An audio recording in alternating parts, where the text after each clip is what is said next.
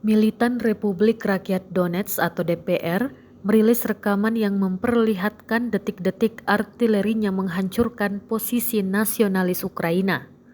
Rekamannya diunggah di Telegram resmi militan DPR pada Rabu 25 Januari 2023. Dalam narasi unggahan disebutkan Brigade Ketiga DPR menghancurkan area benteng dan nasionalis angkatan bersenjata Ukraina.